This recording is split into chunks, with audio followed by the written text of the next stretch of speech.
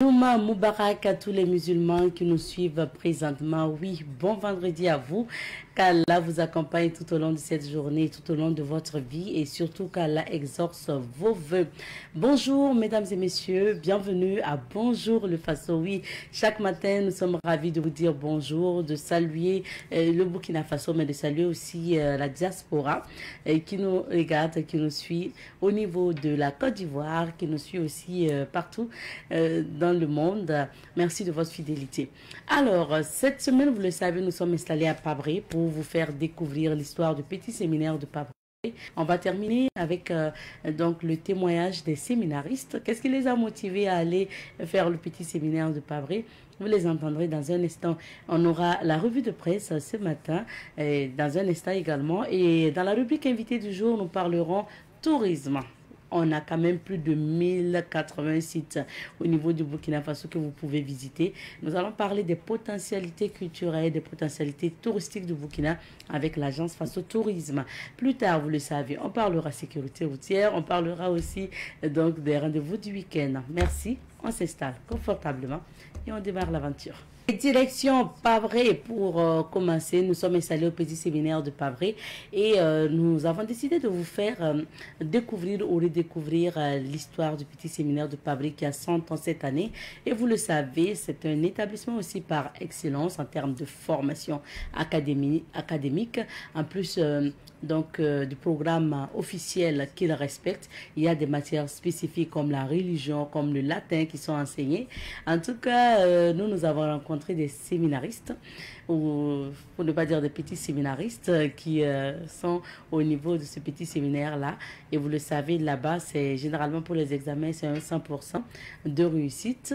Et puis, on va les écouter.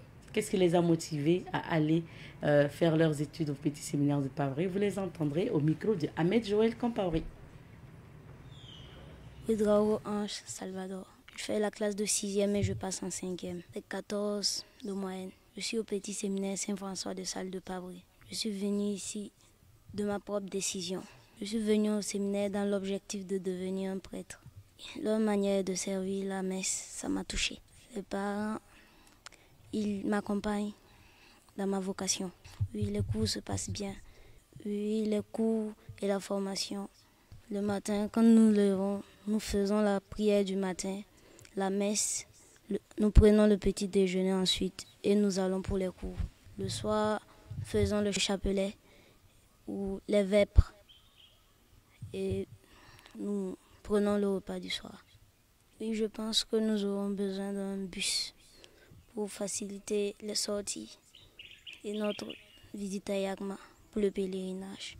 Je leur dis merci pour leur enseignement et leur dévouement pour notre formation. Bon, moi, c'est Yamerou Alphonse Marie. Bon, je passe en 3e au petit séminaire de Pabré. C'était assez intéressant.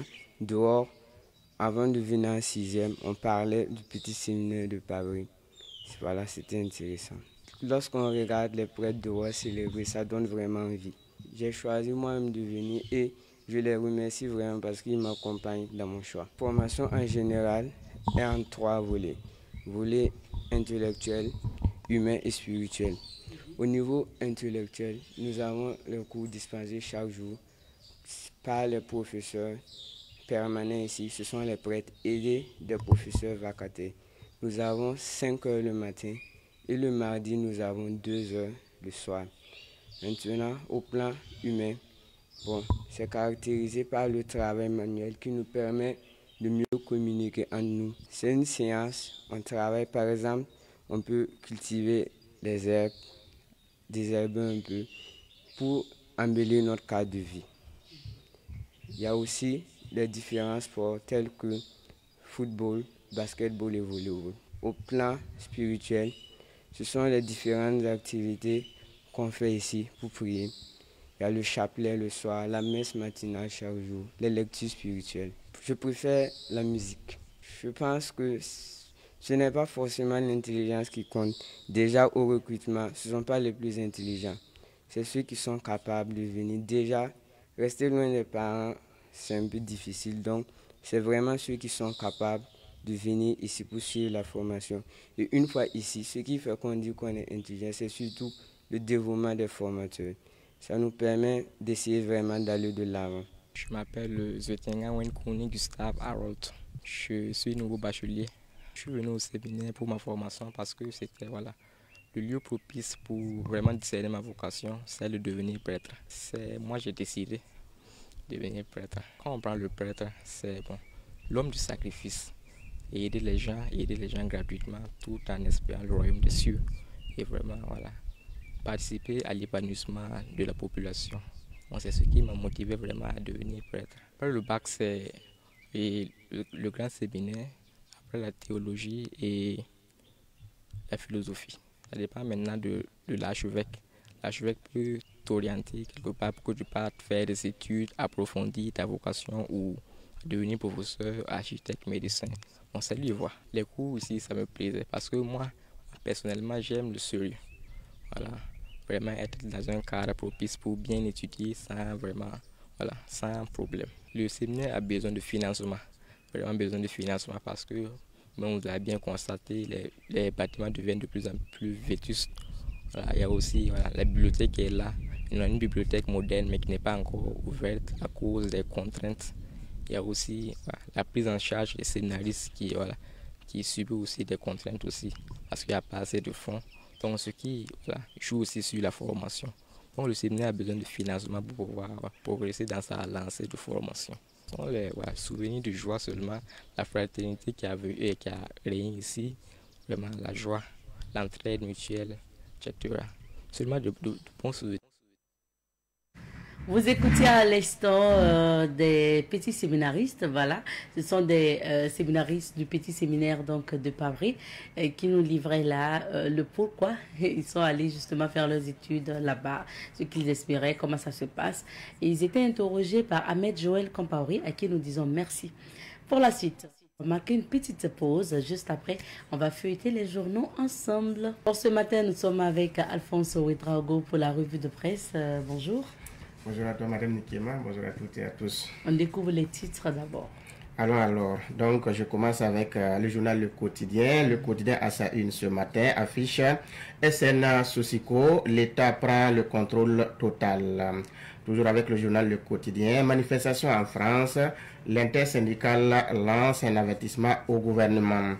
Digne d'intérêt dans cette rubrique, le journal écrit recherche sur le paludisme, professeur Ali Tinto distingué du prestigieux prix de la fondation Al-Soumaït du Koweït. Marigot Oué, les autorités entendent user de moyens répressifs pour sauver ce patrimoine. Protection du domaine scolaire, du matériel saisi dans des maquis lors d'un contrôle mondial d'athlétisme à Tokyo 2025, c'est au Japon. Hugues Fabrice Zango dispute la finale du triple saut ce vendredi, nous annonce le journal Le Quotidien. Un autre quotidien, le journal L'Observateur Palga, lui nous parle ce matin à sa une de l'agence burkinabé de la cinématographie et de l'audiovisuel et dit gros plan au profit des professionnels du secteur, écrit L'Observateur Palga. Retrait de permis de conduire, 3 chauffeurs mis sur le bas-côté pour 6 mois. Arrestation de l'ex-ministre des Armées au Togo, une grosse carpe qui refuse d'être muette, c'est-à-dire dans la rubrique Regard sur l'actualité. Premier tour préliminaire Coupe CAF, l'USFA Seren pour affronter AS Bohol, Boloé et SU. Lettre pour l'AI, dans cette rubrique, le journal écrit la CNB bientôt au rebut, se demande le journal Al-Ouada, ce qui est Al-Ouada. Disparition du petit Bachar, aucune récompense prévue pour celui qui le retrouve, écrit le journal. Le journal Sidoaya à sa une ce matin, le journal affiche configuration AUS, les chefs de parlement en conclave à Ouagadougou. Conseil des ministres, le compte rendu des travaux du JD du 6 septembre est à lire à la page 6 et 7 du journal. Quand vacances face au Mebo, 700 campeurs découvrent des métiers de rêve. AUS, 2 ans de marche souveraine. UCAO, IACO 2025, La 14e édition se tiendra du 1er au 3 octobre prochain. Écrit le journal citoyen. Le quotidien Bobolais, l'expert du Faso, dans sa parution du jour, nous parle de l'AUS et dit, 2 ans après, des avancées notables, des efforts encore à faire. UIACO 2025 échange autour des enjeux et des défis de la communication. Délégation spéciale communale de Bobo, Moussa Sanon, élu premier vice-président. Face au foot en saison 2025-2026, début ce dimanche avec des chocs au menu. Sotraco à Bobo du Lasso, les nouvelles décètes. Ce sont donc Pini, Satiri, Dande, Koumi, Yegereso, Samandeni, Tondogoso, Sumuso, Côté Dougou et Toussiana. Conseil des ministres, le compte rendu est à lire à la page 8 du journal de l'Express du Faso, route Banfora Mangodara, un souffle nouveau pour les populations locales. Le journal Le Pays, dans sa livraison de ce matin, on peut lire création du Parlement de l'AIS, les présidents des parlements des 3 pays en travaux à Ouagadougou. Professeur Amidou Sawadogo, ancien chercheur à l'université Joseph Kizerbo, déclare l'AIS doit réussir là où la CEDEAO et l'Union africaine ont échoué. Conseil des ministres vers la prise de contrôle total de la SN Sosiko par l'État. 35 ans de carrière de Mewe, le roi de Zoblazo, en concert à Ouaga, c'est le 4 octobre prochain. Pourri. Dans cette rubrique, le journal écrit unité de recherche clinique de Nanoro, professeur Ali Tinto, récompensé au Koweït. Commune de Komsilga, un pasteur resté en justice pour avoir accusé une fidèle de sorcellerie. Pour terminer avec le journal Aujourd'hui au Faso, qui nous parle ce matin du compte rendu du Conseil des ministres, en nous apprenant ceci, l'État burkinabé, unique propriétaire de la SN Sosiko. 14e UIACO, l'impact de la géopolitique sur la com explorée. Et journée internationale de l'identité pour une harmonisation intégrée des documents. Référendum constitutionnel en Guinée, jour J-2, quel taux récoltera le oui, se demande le journal. Le ministre Gilbert Ouedraogo au campeur, la culture, c'est la racine d'une jeunesse utile. La DGI se renforce à Komsilga et Kokologo, nous apprend le journal également. Vigilance sur le pont de Eredougou, c'est donc Ali à la page 4. Le professeur Ali de Tinto, distingué au Koweït. Toujours sur le compte rendu du Conseil des ministres, l'on apprend que Mathias Kadiogo est nommé chargé de mission au niveau donc du ministère de l'économie et des finances. Mathias Kadiogo est un ancien DG de la douane. Patrice Yeye, lui, est nommé gouverneur de la région des Tanouma. Merci beaucoup, Alphonse, pour ce titre. On revient sur quelques sujets d'actualité et puis l'État burkinabé est unique propriétaire désormais de la SN Sosiko. C'est la décision du Conseil des ministres d'hier. Tout à fait. Vous savez que il y a un peu plus d'un an, l'État burkinabé a repris donc la gestion totale de la SN Sosiko. Avant, il y avait ce qu'on appelait Sucre Participation qui était un actionnaire, mais cet actionnaire majoritaire a donc été exclu, bien entendu, après que ses droits lui ont été donc rétrocédés. L'État burkinabé a repris les choses en main. Et je pense que c'est dans le souci de mieux gérer la société que l'État continue, en tout cas, à faire des pieds et des mains pour avoir le contrôle total et entier donc, de cette société. Si bien que c'est une société de référence qui doit en tout cas travailler pour répondre, comme son nom l'indique, nous fournir de sucre de qualité et de façon et suffisamment, parce que c'est ça aussi le problème. Et je pense que si on est arrivé à prendre une telle décision, comme c'est le cas lors du Conseil des ministres d'hier, le gouvernement a bien entendu une ambition affichée qui est de pouvoir gérer. Et vous savez que au-delà du fait que Sucre Participation était un actionnaire majoritaire et donc qui n'est plus d'actualité.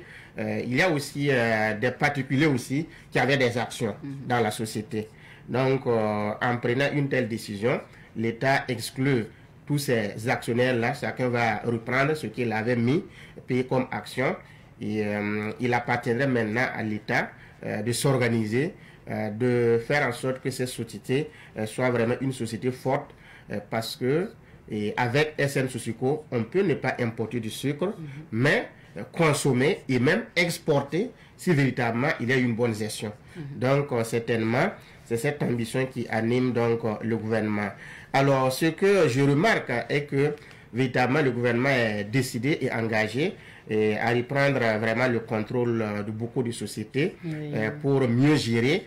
Et ça aussi, je comprends. Peut-être que la vision du capitaine Ibrahim Traoré, le président du Faso, est de rendre l'État fort. Vous savez que si un État est fort, l'État peut faire à les manettes de la gestion et l'État peut faire bouger beaucoup de choses. Si un État est fort, et il n'est pas permis à n'importe quel Richard, aussi puissant soit-il, de pouvoir déstabiliser ce pays-là, de pouvoir freiner l'élan de développement. Il y a des pays qui sont forts et je pense que c'est cet exemple-là, peut-être, qui est donc en train d'être suivi par donc, le gouvernement actuel. Quand vous prenez un pays comme la Russie, l'État est fort. Quand vous prenez un pays comme la Chine, l'État est fort. Donc, on ne dit pas qu'il n'y a pas des opérateurs économiques, qu'il n'y a pas des richards. Il y a des richards, mais ce qu'ils ont comme richesse ou comme argent ne peuvent pas les aider à pouvoir déstabiliser ou freiner l'élan de la politique mise par le gouvernement. Donc, je pense que en vérité, le capitaine Ibrahim Traoré veut que l'État burkinabé, l'État soit fort, que l'État ne soit plus ce mendiant. On veut mettre en œuvre une politique, mais on manque de moyens, alors qu'on a dans ce pays ou dans le pays des gens qui sont vachement riches. Mais quand vous êtes dans cet élan-là, vous n'êtes pas un pays stable. S'il y a la possibilité pour tel ou tel individu d'utiliser son argent pour freiner l'élan de développement, vous n'êtes pas encore en sécurité. Donc, en vérité, c'est cette vision peut-être qui anime le chef de l'État actuellement, d'où donc ces innovations et ces décisions majeures. Deuxième actualité, nous partons en France. Le mouvement Bloquons Tout était dans les rues hier. Oui, le mouvement Bloquons Tout, c'est donc à la suite donc de l'appel de l'intersyndical que beaucoup de Français ou beaucoup de manifestants sont donc descendus dans les rues hier, surtout à Paris. On parle de plus de 400 000 manifestants, mais les organisateurs s'attendaient à plus de 800 000 manifestants. Donc, le chiffre ne fait que gonfler au fur et à mesure que les manifestations se poursuivent. Et ce qu'on a pu constater hier est que les gens sont sortis. Ce qui est demandé, c'est la démission pure et simple de Emmanuel Macron, le président français, aujourd'hui décrié. Et hier, là, même les enfants se sont joints au mouvement pour montrer qu'en vérité, les Français souffrent. Vous voyez donc les images, surtout à Paris, ils étaient nombreux dans les rues. Il y a eu même des courses-poursuites entre les manifestants et puis la police. Mais ça n'a pas empêché donc ces manifestants de poursuivre leur élan, de montrer et d'exprimer leurs revendications. Mais quelles sont donc leurs revendications?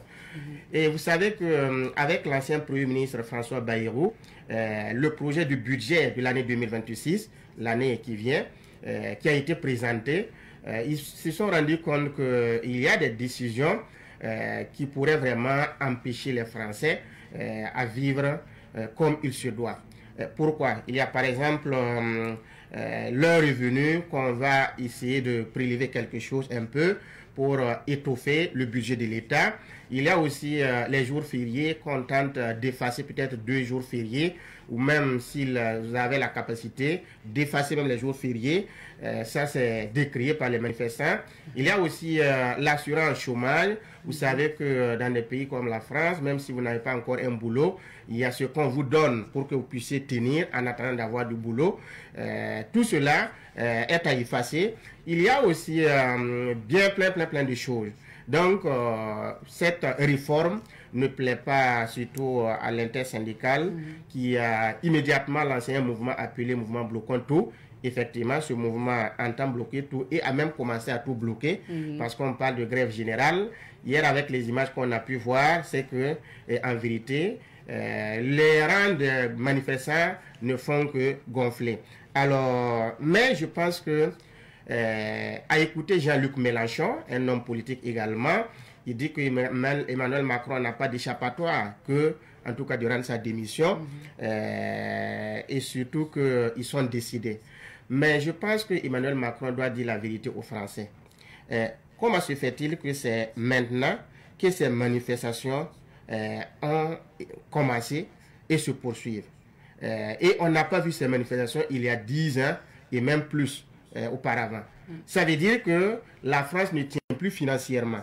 Et si elle ne tient pas, c'est qu'il y a quelque chose. Donc Macron doit dire la vérité aux Français. Écoutez, vous viviez aisément avant, avec tout ce qu'on avait comme mesure, parce que la France, certainement, avait des ressources ailleurs qu'elle puisait pour que vous puissiez tenir. Aujourd'hui, avec l'armée française qu'on a chassée de gauche à droite, mais il y a un vide, il y a un manque à gagner. Financièrement, la France ne peut pas tenir. Avec les ressources qu'on avait la possibilité de puiser, que ce soit en Afrique ou un peu partout, ça aidait la France à tenir. Donc, en vérité, ce n'est pas les ressources financières françaises qui permettaient aux autorités françaises de créer toutes ces commodités-là pour que les Français vivent aisément. Et comme cela n'est plus le cas, comme les pays commencent, les gens ont les yeux ouverts, les gens ont commencé, surtout en Afrique, à sécuriser leurs ressources financières et minières, mais nécessairement, il y aura un impact. Donc, il faut se conformer. La France qui avait l'uranium au Niger, ça c'est bouclé. Que ce soit un peu partout, au Burkina ou ailleurs, même au Mali, tout cela est bouclé. Mais qu'est-ce qu'on fait? Il faut que le gouvernement revienne. Il faut se réadapter. Oui, il faut se réadapter à prélever un peu de leurs revenus pour être fort économiquement en termes de budget. C'est ça qui fait mal et c'est la vérité que Emmanuel Macron a du mal à dire aux Français. Bon. Et c'est malheureux pour lui. On attendra de voir. Et on termine au Népal avec un gouvernement provisoire.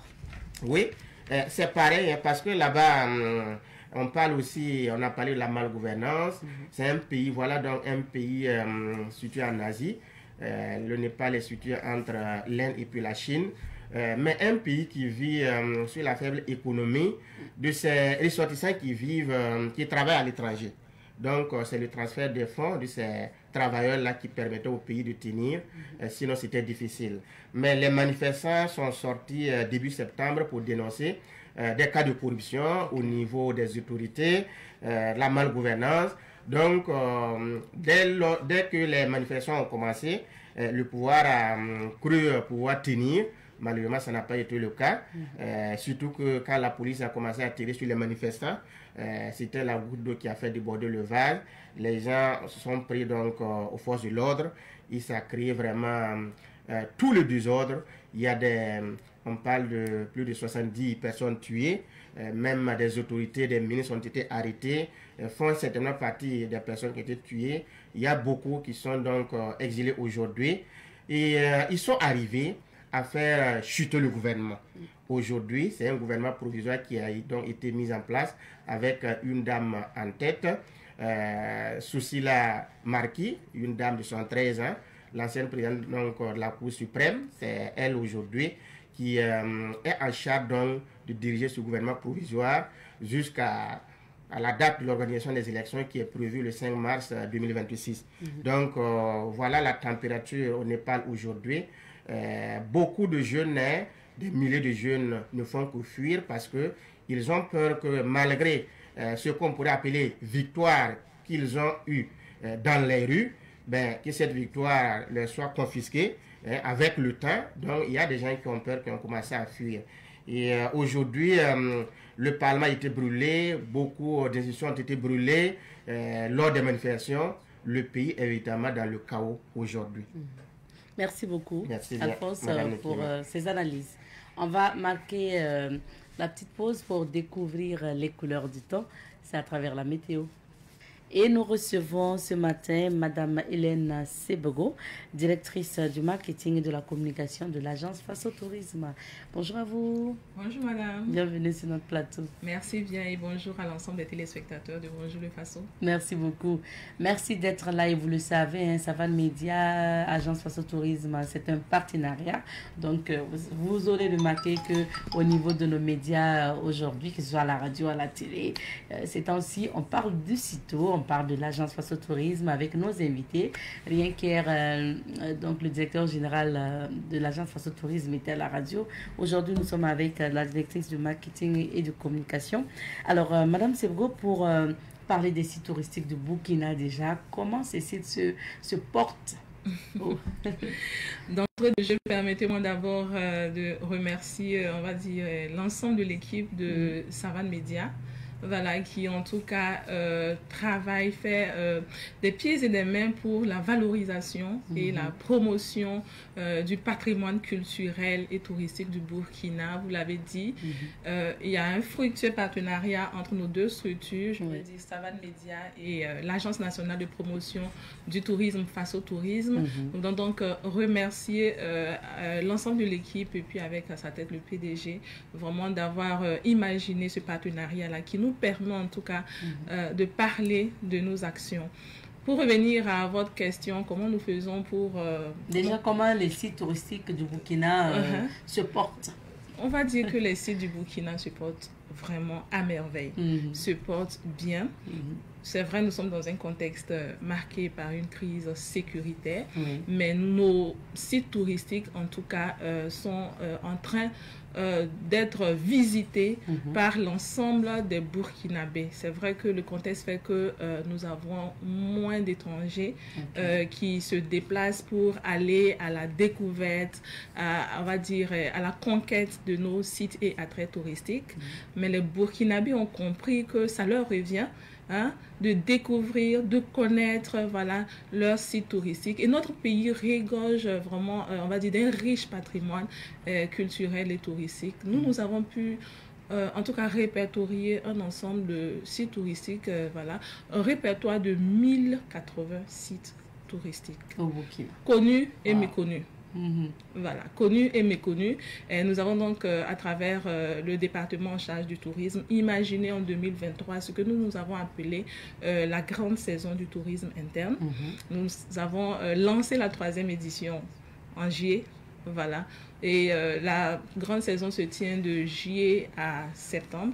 Voilà, juillet, août, septembre, pour permettre aux Burkinabés de voyager, de quitter Ouagadougou pour aller à Banfora, pour aller à Tiébélé, pour aller à Waïgouya, pour aller à Koudougou, en tout cas partout sur l'ensemble du territoire national, pour dormir dans les hôtels. C'est pas cher, c'est pas réservé uniquement, on va dire, à ceux qui ont une grosse bourse financière. C'est vraiment à la portée de tous les Burkinabés. Et puis manger dans nos restaurants. Oui. Tout ça, c'est le tourisme. C'est le tourisme. Oui. La culinaire, la gastronomie fait partie donc du tourisme. Et puis aller visiter les sites touristiques. D'accord. Voilà. Donc on a constaté qu'il y a de l'engouement. Les gens vont au mémorial Thomas Sankara, les gens vont sur les sites de granit de Larango. Les week-ends, les familles sortent quand même pour aller dans les lieux un peu reculés de Ouagadougou pour passer vraiment des moments de convivialité ensemble. Donc on peut dire que tout se passe bien. Tout se passe bien. Et pour ce qui concerne notamment la saison touristique, de tourisme interne, ça se poursuit jusqu'en fin septembre. Oui, jusqu'en fin septembre, nous avons pu, au niveau de l'agence, en tout cas dans une relation de partenariat avec les fédérations hôtelières, obtenir, on va dire, une réduction de 50% des tarifs hôteliers. Voilà, comme je le disais, c'est pas seulement réservé à une catégorie de couche sociale, c'est réservé à tout le monde. Donc les hôteliers ont en tout cas consenti la réduction de 50% des tarifs hôteliers pour permettre aux Burkinabés moyens de pouvoir se loger. Donc la grande saison s'achève en fin septembre et puis va se parachever donc avec le CITO. Et le CITO qui est justement à sa 15e édition, donc le Salon international du tourisme et de l'hôtellerie de Ouagadougou, c'est pour bientôt d'ailleurs. Présentez-nous l'événement. D'accord, merci bien. Les CITO, c'est pour bientôt, vous l'avez dit précisément, du 25 au 28 septembre. Donc à partir de jeudi prochain jusqu'à dimanche, Ouagadougou en tout cas va vibrer, on va dire, au rythme donc de la 15e édition du Salon international du tourisme et de l'hôtellerie de Ouagadougou. Cette 15e édition est placée sous le terme tourisme et intégration des peuples du Sahel. 15 ans d'édition, ça veut dire que le site a été créé en 2004. Voilà, jusqu'en 2017, nous avons connu une interruption et le site a repris de plus belle en 2023 avec la Vitro. Et nous sommes allés seuls en mode solo en 2024 et cette année 2025, nous aurons donc la 15e édition. Et l'objectif voulu par les premières autorités en créant le CITO, c'est vraiment de promouvoir le tourisme burkinabé, d'une part, et promouvoir le tourisme africain, d'autre part. C'est-à-dire offrir un cadre d'échange, on va dire, aux acteurs de la filière hôtelière et du tourisme pour pouvoir partager les expériences et aussi pour pouvoir présenter leurs offres et leurs potentialités touristiques. C'est ce que je peux donc dire sur le CITO, en tout cas qui se veut un trait d'union entre les acteurs du public et du privé, entre les professionnels pour leur permettre en tout cas de montrer au grand public le savoir-faire. Alors vous parlez de la thématique a un lien avec les peuples du Sahel. Comment vous comptez faire participer ces peuples-là à cette 15e édition? Vous connaissez très bien le contexte. Nous sommes donc dans un espace géographique, politique, voilà, avec donc les pays de l'AES, nos pays voisins, nos pays frères et amis, le Mali et le Niger, qui sont d'ailleurs les pays invités spéciaux de cette 15e édition. Nous avons le Ghana, qui est notre pays invité d'honneur. Les peuples du Sahel, comment on va les amener déjà à participer à cette 15e édition? Nous attendons une forte délégation qui viendra et du Mali et du Niger. L'ensemble des délégations officielles, c'est-à-dire les autorités du département en charge du tourisme, seront donc présents aux différentes activités du CITO. Nous aurons également les acteurs du secteur privé, voilà, de ces deux pays, dans les filières tourisme, restaurant, dans les filières hôtelières, qui vont donc participer aux différentes activités, notamment au niveau de la foire gastronomique. Voilà, au niveau de la foire gastronomique, ces peuples du Sahel-là seront là. Ils vont participer aussi à nos différents concours, voilà, à travers aussi leur diaspora, leurs ressortissants qui sont présents donc au niveau de notre pays, le Burkina, à travers aussi, on va dire, c'est surtout l'animation des journées pays, les journées dédiées au Mali, les journées dédiées au Niger. Voilà, ces ressortissants-là, en tout cas, viendront à travers la danse, à travers leur culture, voilà, à travers leur tourisme, à travers leur gastronomie. Voilà, ils viendront donc présenter toute cette richesse-là au grand public du CITO. Donc, venons-en au programme de cette 15e édition. Qu'est-ce qui est prévu? Une brochette d'activités. Hein. Okay. Une panoplie d'activités prévues pour cette 15e édition du CITO. Dès le 21, c'est vrai, le CITO s'ouvre le 25. Oui. Dès le 21 jusqu'au 24, nous aurons ce que nous appelons le Duc Tour. C'est un voyage de découverte d'une région particulière. Cette année, nous avons choisi la région du Nakambé, qui est la région invitée d'honneur du CITO 2025. Le Duc Tour aura lieu donc dans cette région avec les tours opérateurs, les agences de voyage, la presse spécialisée dans le domaine du tourisme, internationaux, des étrangers qui vont venir, que nous allons donc convoyer à partir du 21 dans la région du Nakambé pour visiter les sites touristiques de cette région, notamment le palais royal de Tenkodogo, le palais de Garango. Nous aurons également la visite de, on va dire, de tout ce que nous avons comme potentialité socio-économique au niveau de Bagré Pôle. Voilà, nous allons visiter le centre hydroélectrique de Bagré, le centre de tuvage du riz, le centre de levage piscicole. Nous aurons des soirées de contes. Voilà, pour ce programme qui se dessine du 21 au 24 septembre prochain. Et nous attendons tous opérateurs de l'Afrique du Sud, du Cameroun, de la France, voilà, et puis de nos pays invités spéciaux. Nous aurons en tout cas, en plus de ce programme-là, les cérémonies d'ouverture et de clôture. Donc la cérémonie de le 25, voilà, qui sera suivie de la visite des différents stands d'exposition. Nous aurons 2 stands d'exposition, les stands professionnels, disons le pavillon professionnel et le pavillon réservé aux métiers connexes et aux 13 régions du Burkina qui seront donc dans ce pavillon-là pour présenter toute la diversité culturelle et touristique de nos régions. En plus de cette cérémonie d'ouverture et des expositions, nous aurons des conférences, nous aurons des panels sur la thématique. Voilà, qui, je le rappelle, est tourisme et intégration des peuples du Sahel.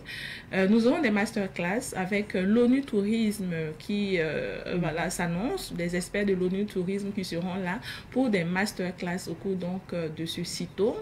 En plus de ce masterclass, nous aurons, on va dire, des rencontres B2B. Voilà, pour permettre aux acteurs du domaine de pouvoir nouer des partenariats.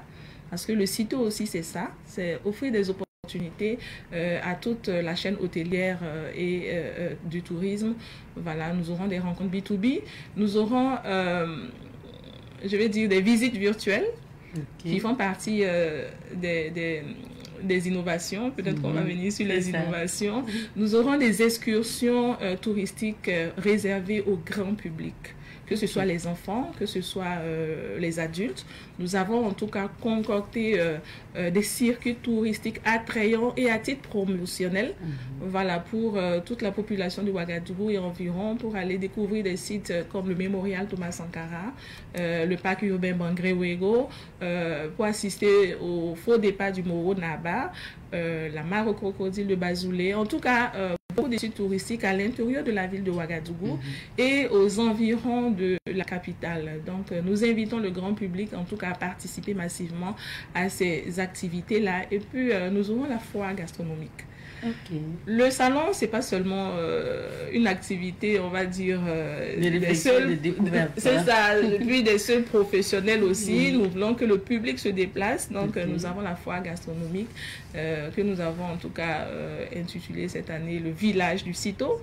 Voilà, nous aurons en tout cas l'aspect festif qui sera pris en compte dans ce village du CITO. Le public pourra venir visiter et puis en tout cas aussi se restaurer et puis se distraire aussi, voilà. Donc nous aurons des soirées culturelles, des animations culturelles aussi au cours de ces 4 jours du salon. Donc, vous avez évoqué tout à l'heure l'innovation. J'aimerais bien qu'on revienne principalement sur ces innovations. Vous avez parlé de la visite virtuelle. C'est quoi la visite virtuelle? Ici, il y a d'autres innovations à ajouter. Merci bien. La visite virtuelle en 3D, c'est un concept que nous avons imaginé parce qu'on se dit que tout le monde ne pourra pas se déplacer physiquement pour aller visiter nos sites touristiques pendant ces 4 jours. Donc, ceux qui seront sur le site, nous allons en tout cas déplacer nos sites vers eux. D'accord. Voilà, nous allons donc, nous avons conçu des vidéos sur les quelques sites, notamment la cour royale de Thiébélé. Ceux qui ne pourront pas aller à Thiébélé, on allait faire des vidéos en 3D. Nous allons faire un montage, c'est déjà fait, et puis voilà, nous allons proposer au public ces visites-là au niveau du stand pays. C'est-à-dire le stand Burkina, quand vous allez passer nous rendre visite, nous allons en tout cas vous permettre de visionner voilà. En tout cas, ces vidéos que nous avons, ces vidéos immersives que nous avons concoctées pour le public. À cette innovation s'ajoute au niveau des concours du CITO, 2 concours que nous avons introduits cette année.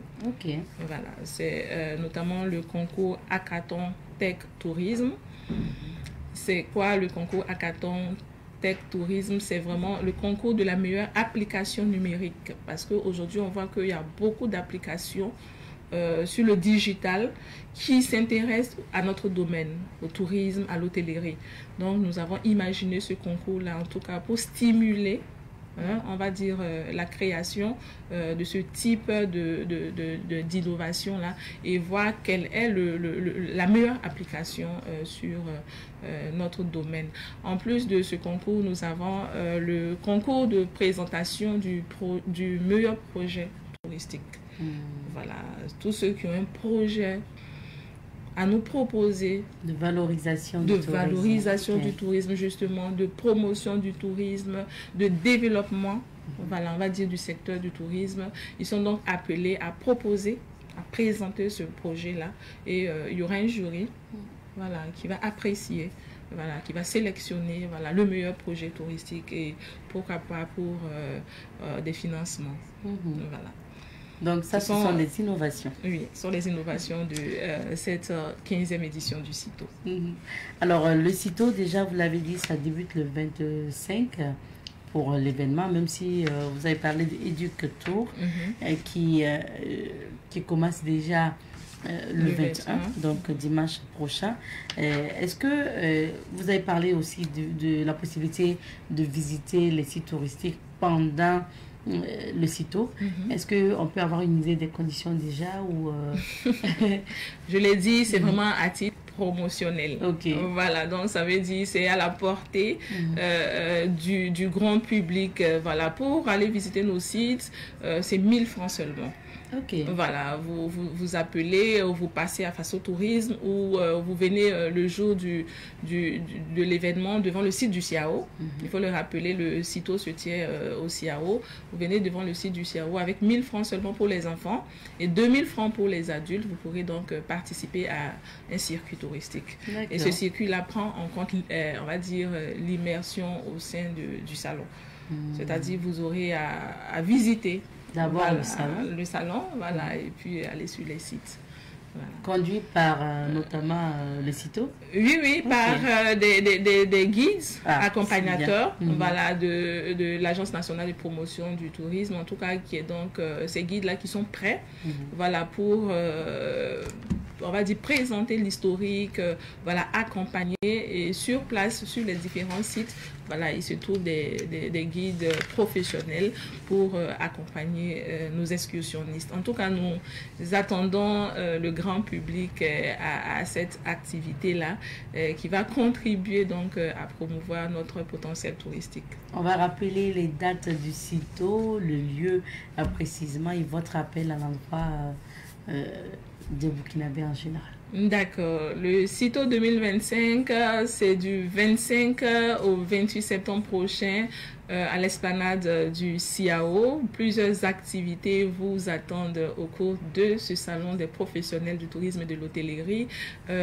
Pour l'édition, nous mettons en tout cas l'accent sur l'intégration des peuples du Sahel en lien donc avec le tourisme. Vous êtes invités à prendre massivement, on va dire, d'assaut le site du CIAO, parce que nous avons en tout cas préparé de belles choses à vous faire découvrir, voilà, sur nos sites touristiques, sur le potentiel hôtelier, sur la restauration, sur les métiers connexes. Et puis n'oubliez pas, nous avons les soirées culturelles, nous avons des animations musicales, en tout cas un plateau alléchant artistique qui vous attend.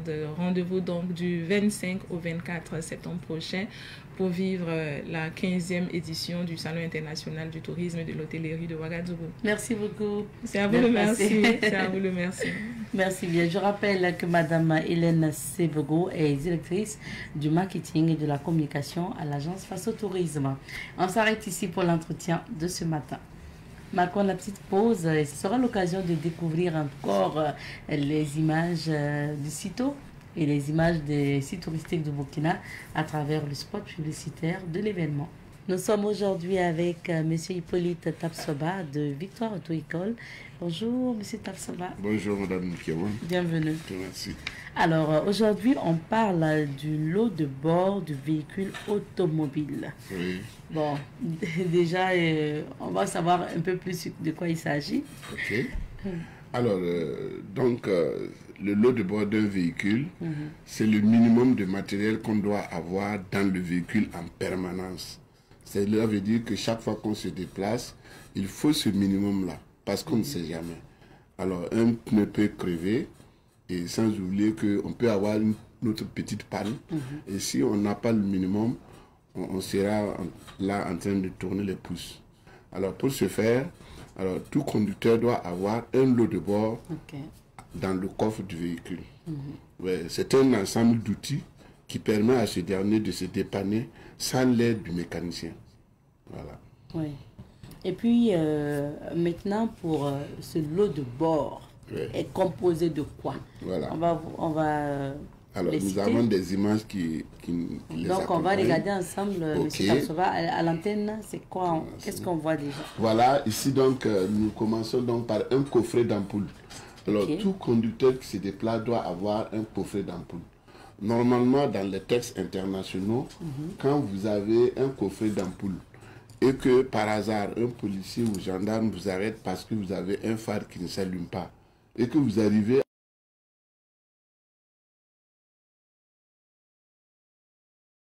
alors la contravention n'est pas consommée. Mais si vous n'arrivez pas à fournir ce minimum-là, alors systématiquement, vous serez verbalisé. Alors, pour ce faire, tout conducteur doit avoir ce minimum de coffret d'ampoule. Voilà. On va poursuivre avec les images. Ensuite, il faut avoir une torche, une lampe, une torche de poche. Pourquoi? Parce qu'une panne peut survenir.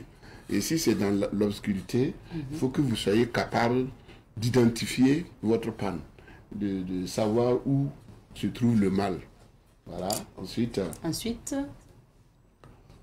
nous avons ici une clé de roue. Vous voyez, ça, c'est une clé multiple parce que ça s'adapte à beaucoup de pneus. Vous savez que chaque marque a ses écrous. Donc, cette clé-là s'adapte donc à tous les écrous de plusieurs véhicules. Alors ici, nous avons des crics. Donc les crics ici et sa manivelle. Vous savez, on soulève un véhicule avec un cric et il faut une manivelle pour pouvoir soulever le cric. Donc, il faut absolument les deux. Le cric et sa manivelle. Ici encore, c'est toujours le même coffret d'ampoule vu de dessus. Ok. Alors, ici, ce sont des cales. Le véhicule doit avoir des cales. Parce qu'il arrive souvent que vous soyez dans un endroit où il n'y a même pas de cailloux pour caler le véhicule. Et souvent, le frein à main seul ne suffit pas pour bien maintenir le véhicule en arrêt. Donc, pour ce faire, il faut se faire fabriquer des cales, soit en bois, ou bien voir un soudeur qui va nous faire des cales rapidement. Ça, c'est des cales sophistiquées, c'est compliqué, mais on n'a pas besoin de tout ça. On peut faire ça plus simplement que possible. Et ça, en tout cas, l'essentiel, que ça puisse caler le véhicule. Voilà. Ensuite, ici, nous avons donc une roue de secours. Et une roue de secours non gonflée n'est pas une roue de secours parce qu'il faut que la roue de secours soit bien gonflée et avec une pression normale, de manière à ce que on puisse l'utiliser en cas de panne d'une des roues. Ici, nous avons le cône de chantier. Pour les camions, ils peuvent utiliser des cônes de chantier et pour les autres véhicules, ils peuvent utiliser le triangle de sol.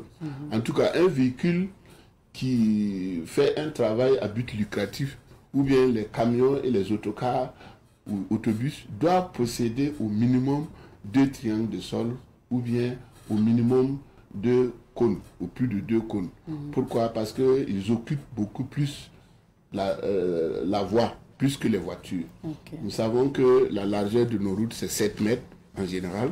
Donc, pour ce faire, il faut absolument que, voilà, il faut que nous ayons un triangle de sol ou encore des cônes pour mieux matérialiser la présence du véhicule sur la route.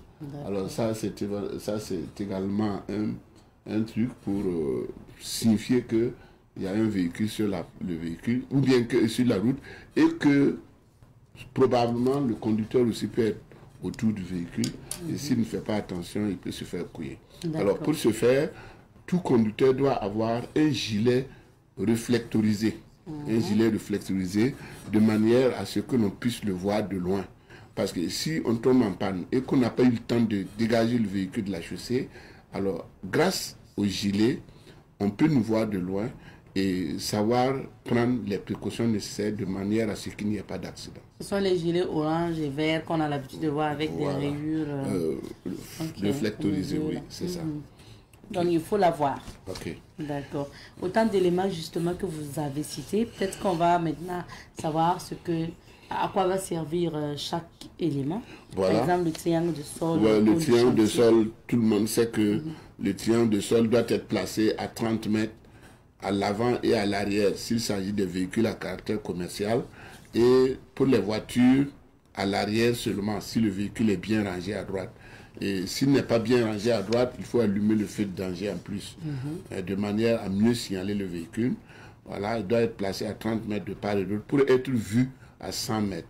Et dans le cas où nous sommes dans un virage, il faut le présenter avant le virage, pas après le virage, mais avant le virage, de manière à ce qu'il soit visible à 100 mètres. Ensuite, nous avons donc toujours le cric, le triangle de sol, voilà. Ensuite, ils doivent être vus à 100 mètres, c'est tout. Voilà. Ok. Maintenant, pour ce qui concerne les cales, là. Les cales, elles servent à immobiliser le véhicule, à maintenir le véhicule en arrêt pendant la réparation. Sinon, s'il n'y a pas de cale, en soulevant le véhicule, on peut... Et les cales, il faut toujours les placer du côté opposé de là où l'on soulève. Si on soulève à gauche, on doit mettre les cales à droite. Parce que souvent, en soulevant une roue, toutes les deux roues, avant et arrière, peuvent se soulever en même temps. Donc, pour ce faire, on doit caler sur le côté opposé. Comme ça, ça ne bouge pas. Ok. Voilà. La clé de roue? La clé de roue, c'est pour pouvoir desserrer donc, les écrous de roue. Voilà. Ou bien les serrer. Ouais, il faut les desserrer. Et après, il faut les serrer. Et 30 km après, il faut vérifier est-ce que votre serrage est correct. Parce que sinon, on a vu des véhicules qui ont perdu leur roue en pleine circulation. Parce que le vulcanisateur a serré et ils ont cru que c'était bien serré. Et après, la roue sort de son logement et puis bon, on se retrouve avec 3 roues. Alors pour éviter cela, 30 km après du parcours, il faut revisser les écrous pour voir si c'est vraiment bien serré. Voilà. D'accord. Le cric et sa manivelle. Ouais, le cric, c'est pour pouvoir soulever le véhicule. Alors donc, il faut un cric adapté. Il faut savoir éventuellement le placer. Parce que si vous le placez au hasard, ça peut défoncer le bas de caisse de votre véhicule. Okay. Donc, il faut bien le placer. Et parce que le constructeur a prévu des places pour soulever le cric. Donc, il faut placer le cric à cet endroit-là. Et le pneu secours ou les pneus secours? Oui, le pneu de secours, éventuellement, c'est comme je l'ai dit, il faut que la roue de secours soit toujours en très bon état et bien gonflée. Et s'il n'y a pas d'air, votre roue de secours ne sert pas. Ça ne sert pas en cas de panne. Voilà. Et la lampe de poche? La lampe de poche, elle sert à éclairer les zones d'ombre pour faciliter le dépannage. Voilà. D'accord. Alors, il y a quelque chose aussi que vous avez, la boîte à pharmacie. Est-ce que c'est important d'avoir une boîte à pharmacie dans le véhicule? D'abord, il faut savoir que dans une boîte à pharmacie, on ne doit pas mettre de comprimés. Il n'y a pas de comprimés à mettre dans une boîte de pharmacie. Ce qu'il doit y avoir dans une boîte de pharmacie, c'est juste le nécessaire pour poser un garrot si nécessaire. Voilà. Oui. C'est des bandes, des compresses, des plaques, des ciseaux, et peut-être du mercurochrome, et puis que j'en parle. Ouais, c'est des choses à utiliser en cas d'accident? Voilà, c'est tout. Okay. Sinon, vous savez que si vous mettez des comprimés, on peut les oublier. Ces comprimés-là peuvent faire 5 ans dans le truc, puisque c'est une boîte qu'on ne sort pas comme ça. Et après, si quelqu'un tombe malade, il va prendre ses comprimés avalés. Et c'est des comprimés qui sont déjà avariés. C'est ça. Et c'est dangereux pour la personne. Donc et la boîte à pharmacie, on ne met jamais dans la comprimés. voiture, Oui. c'est vraiment des éléments pour des bandages ou... Voilà, ok. pour poser juste un garrot. Voilà, c'est tout. C'est bien noté. Merci. Le coffret d'ampoule? Voilà, le coffret d'ampoule. Alors, chaque type d'ampoule du véhicule est représenté dans le coffret. C'est-à-dire qu'on met une de chaque, de manière à ce que vous puissiez utiliser. Dès que vous enlevez, bien sûr, il faut remplacer.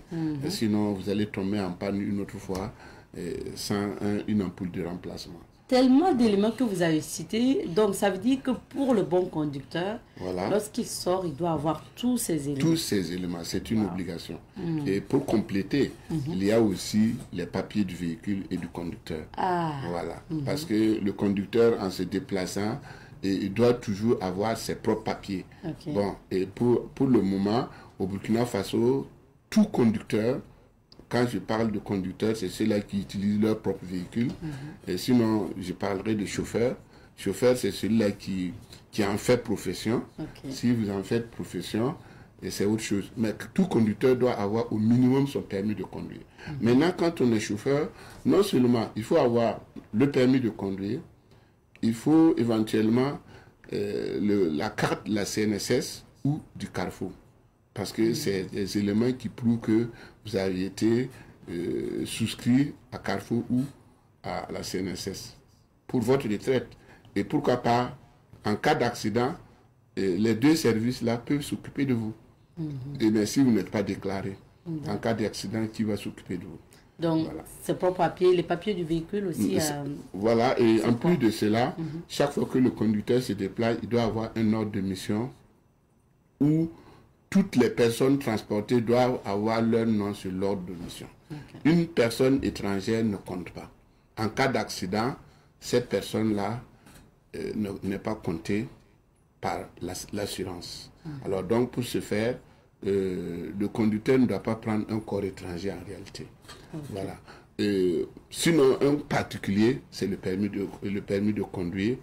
Bon, et s'il voyage, bien sûr, il faut le permis international. Voilà. Merci beaucoup pour ces éléments. Qu'est-ce que vous pouvez rajouter en conclusion? Alors, donc un véhicule ne doit pas se déplacer sans ce minimum de matériel dont nous venons de citer tout de suite. Et avant chaque départ, il faut s'assurer réellement que ce minimum-là est dans le véhicule, pour ne pas être surpris. Ensuite, les papiers du conducteur, comme je viens de le dire, et éventuellement, il y a le papier du véhicule qui sont la carte grise, la visite technique et ensuite l'attestation d'assurance.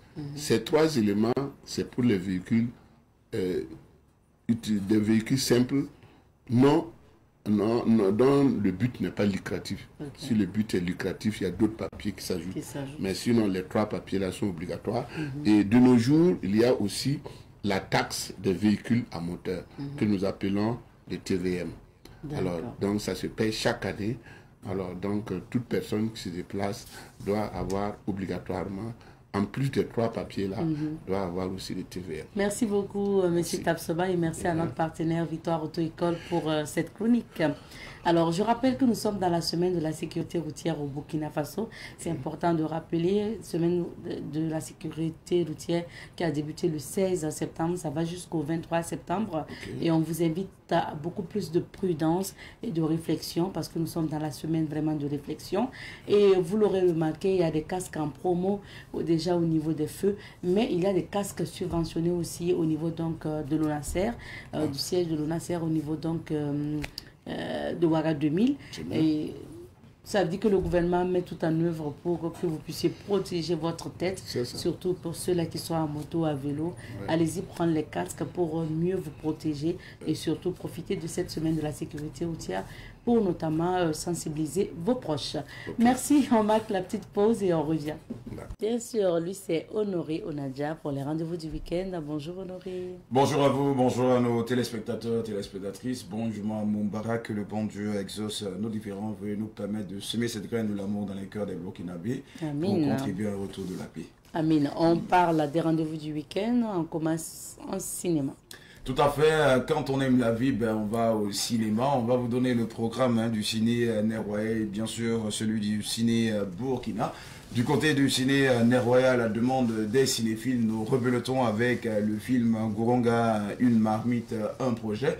C'est ce film-là qui vous est proposé depuis le 15 et qui continue son bon nombre de chemin jusqu'au 21 septembre, aux séances de 18h30, 20h30 et 22h30 pour un prix d'entrée de 2000 francs et 2500. Alors pour ceux-là qui ne l'ont pas encore suivi, c'est le moment de le découvrir du côté du ciné Nerroyal. Du côté du ciné Burkina, L'ombre du patron, c'est ce nouveau film de Abdourahim Tabsoba qui vous est également proposé, ce depuis le 15 et qui continue son bonhomme de chemin jusqu'au 21, aux séances de 18h30, 20h30 et 22h30 également pour un prix d'entrée de 2000 et 2500 francs.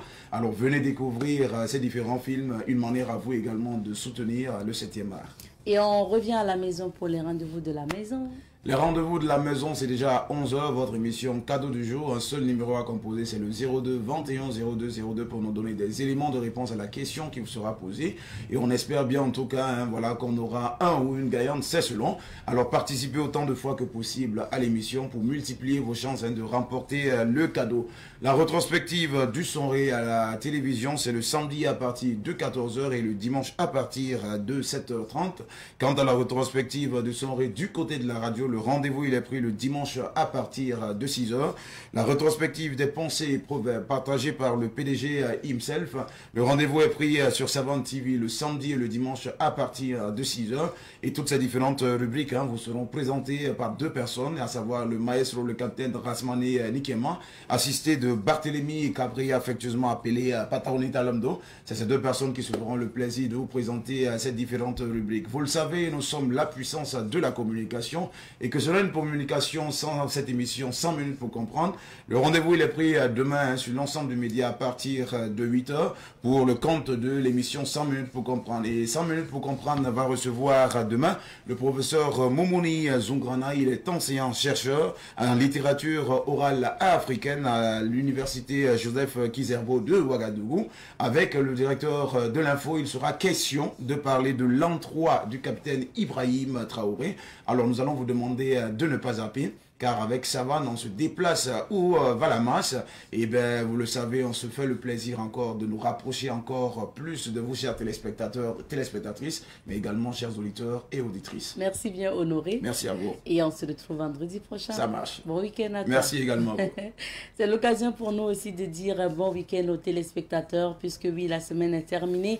Mais permettez-moi en quelques temps de dire merci à l'équipe de semaine qui a été assurée au niveau de la réalisation et au son. Donc, réalisation Michael Yamego. Au son, c'était Joseph Caboré. Et nous disons merci à Laura, toujours au niveau de la production. Merci à Aurélie Somtoré au maquillage. On dit merci donc à toutes ces personnes-là, en équipe de réalisation, en équipe de production, en équipe au niveau de la diffusion, du montage et surtout aussi à la rédaction pour l'accompagnement tout au long de cette semaine. On se retrouve, Inch'Allah, la semaine prochaine. Prenez soin de vous et on se dit bon week-end.